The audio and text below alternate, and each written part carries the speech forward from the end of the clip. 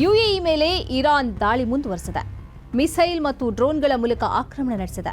ಹೆಚ್ಚಿನ ಎಲ್ಲ ಡ್ರೋನ್ ಮತ್ತು ಮಿಸೈಲ್ಗಳನ್ನು ಆಕಾಶದಲ್ಲಿ ತುಂಡರಿಸಿ ಯಾವುದೇ ಹಾನಿಯಾಗದಂತೆ ಯುಎಇ ನೋಡಿಕೊಂಡಿದೆ. ಈವರೆಗೆ 165 ಬ್ಯಾಲಿಸ್ಟಿಕ್ ಮಿಸೈಲ್ಗಳು, 2 ಕ್ರೂಸ್ ಮಿಸೈಲ್ಗಳು, 541 ಡ್ರೋನ್ಗಳನ್ನು ಇರಾನ್ನಿಂದ ಹಾರಿಸಲಾಗಿದೆ. ಈ ನಡುವೆ 21 ಡ್ರೋನ್ಗಳು ನಾಗರಿಕ ಪ್ರದೇಶಗಳಿಗೆ ಬಿದ್ದಿವೆ. ಈ ದಾಳಿಗೆ ಪಾಕಿಸ್ತಾನ, ನೇಪಾಳ ಮತ್ತು ಬಾಂಗ್ಲಾದೇಶದ 3 ನಾಗರಿಕರು ಬಲಿಯಾಗಿದ್ದಾರೆ. ವಿವಿಧ ದೇಶಗಳ 58 ಮಂದಿಗೆ ಸಣ್ಣ ಪುಟ್ಟ ಗಾಯಗಳಾಗಿವೆ.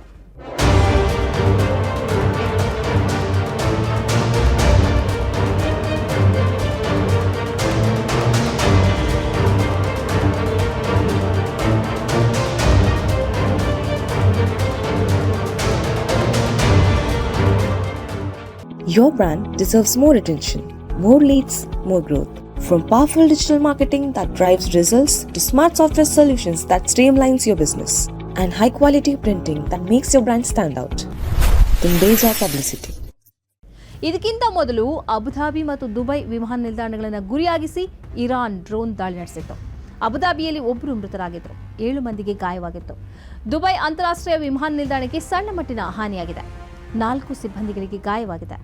ಪ್ರಸಿದ್ಧ ಬುರ್ಜ್ ಅಲ್ ಅರಬ್ ಹೋಟೆಲ್ ಮತ್ತು ಜಬಲ್ ಅಲಿ ಬಂದರ್ಗೆ ಸಣ್ಣ ಪುಟ್ಟ ಹಾನಿಯಾಗಿದ್ದು, ತುಂಡಾಗಿ ಬಿದ್ದ ಡ್ರೋನ್ ಅವಶೇಷಗಳಿಂದಾಗಿ ಬೆಂಕಿ ಬಿದ್ದಿದೆ ಎಂದು ಸರ್ಕಾರಿ ಮೂಲಗಳು ತಿಳಿಸಿವೆ.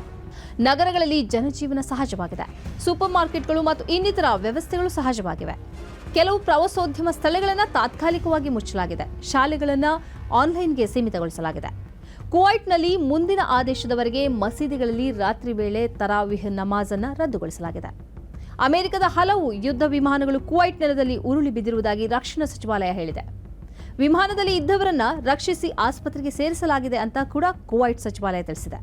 ಕುವೈಟ್ನ ಬೇರೆ ಬೇರೆ ಜಾಗಗಳಲ್ಲಿ ಸ್ಫೋಟದ ಶಬ್ದ ಕೇಳಿ ಬರ್ತಿದ್ದು, ಅದಕ್ಕಾಗಿ ಆತಂಕ ಪಡಬೇಕಾಗಿಲ್ಲ. ಆಕಾಶ ಮಾರ್ಗದಲ್ಲಿ ಇರಾನಿನ ಡ್ರೋನ್ಗಳು ಮತ್ತು ಮಿಸೈಲ್ಗಳನ್ನು ತಡೆಯುವ ಸಂದರ್ಭದಲ್ಲಿ ಇಂತಹ ಶಬ್ದಗಳು ಬರ್ತಿದ್ದು, ಅವುಗಳ ಅವಶೇಷಗಳು ಕೆಳಬೀಳುವಾಗಲೂ ಶಬ್ದ ಕೇಳಬಹುದು ಅಂತ ಹೇಳಲಾಗಿದೆ. ಸೌದಿ ಅರೇಬಿಯಾದ ರಾಜಧಾನಿ ರಿಯಾದ್ ನಗರದ ಪೂರ್ವ ಭಾಗದಲ್ಲಿ ಭಾರೀ ಸ್ಫೋಟಗಳು ಕೇಳಿ ಬಂದಿರುವುದಾಗಿ ಸುದ್ದಿ ಸಂಸ್ಥೆಗಳು ವರದಿ ಮಾಡಿವೆ. ರಿಯಾದ್ನ ಹೊರಭಾಗದಲ್ಲಿ ಅಮೆರಿಕದ ಸೇನಾ ನೆಲೆಗಳಿದ್ದು, ಅಲ್ಲಿಗೆ ದಾಳಿ ನಡೆದಿರಬಹುದಾದ ಸಾಧ್ಯತೆಯನ್ನು ಮಾಧ್ಯಮ ಸುದ್ದಿಗಳು ಶಂಕಿಸಿವೆ.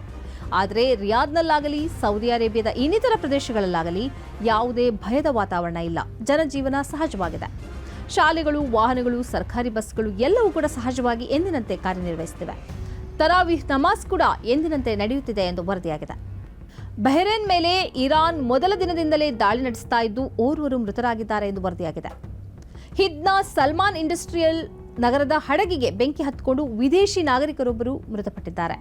ಆಕಾಶ ಮಾರ್ಗದಲ್ಲಿ ಇರಾನಿ ಮಿಸೈಲ್ಗಳನ್ನು ತುಂಡರಿಸುವ ಸಮಯದಲ್ಲಿ ನಿಲ್ಲಿಸಲಾಗಿದ್ದ ಹಡಗಿನ ಮೇಲೆ ಮಿಸೈಲ್ನ ಅವಶೇಷಗಳು ಬಿದ್ದ ಹಿನ್ನೆಲೆಯಲ್ಲಿ ಬೆಂಕಿ ಹತ್ತಿಕೊಂಡಿತ್ತು. ಹಡಗಿನಲ್ಲಿದ್ದ 2 ಗಂಭೀರ ಗಾಯವಾಗಿದೆ.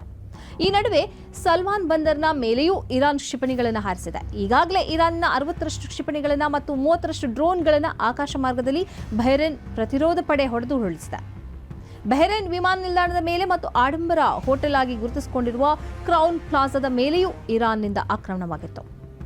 ಈ ನಡುವೆ ಜಿಸಿಸಿ ಸದಸ್ಯ ರಾಷ್ಟ್ರಗಳ ಮೇಲೆ ಇರಾನ್ ದಾಳಿ ನಡೆಸಿರುವುದಕ್ಕೆ ಜಿಸಿಸಿ ಮಂತ್ರಿಸಭೆ ತೀವ್ರ ಆಕ್ಷೇಪ ವ್ಯಕ್ತಪಡಿಸಿದೆ.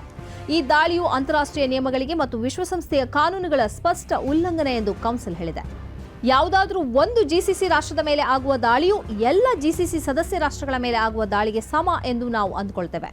ಆದ್ದರಿಂದ ಪ್ರದೇಶದ ಶಾಂತಿ ಮತ್ತು ಸುಭದ್ರತೆಗೆ ಈ ದಾಳಿಯನ್ನು ತಕ್ಷಣ ನಿಲ್ಲಿಸಬೇಕು ಎಂದು ಇರಾನ್ಗೆ ಕರೆ ಕೊಡಲಾಗಿದೆ. ಈ ಕಾರ್ಯಕ್ರಮದ ಪ್ರಾಯೋಜಕರು ಗಡಿಯಾರ್ ಗ್ರೂಪ್ ಆಫ್ ಕಂಪನೀಸ್,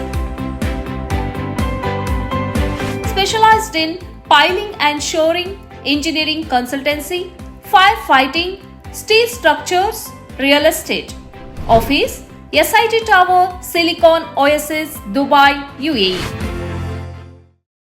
ಸ್ನೇಹಿತರೆ, ನಿಮ್ಮ ಅದ್ಭುತ ಬೆಂಬಲದಿಂದ ಸನ್ಮಾರ್ಗ ನ್ಯೂಸ್ ಚಾನೆಲ್ ಈಗ 2 ಲಕ್ಷ ಸಬ್ಸ್ಕ್ರೈಬರ್ಗಳನ್ನು ದಾಟಿದೆ. ಇದು ನಮ್ಮ ಯಶಸ್ಸಲ್ಲ, ಇದು ನಿಮ್ಮ ಯಶಸ್ಸು. ನಮ್ಮ ಮುಂದಿನ ಗುರಿ 4 ಲಕ್ಷ. ಇದು ಕಷ್ಟವಲ್ಲ. ನೀವು ಮಾಡಬೇಕಾದದ್ದು ಸಿಂಪಲ್.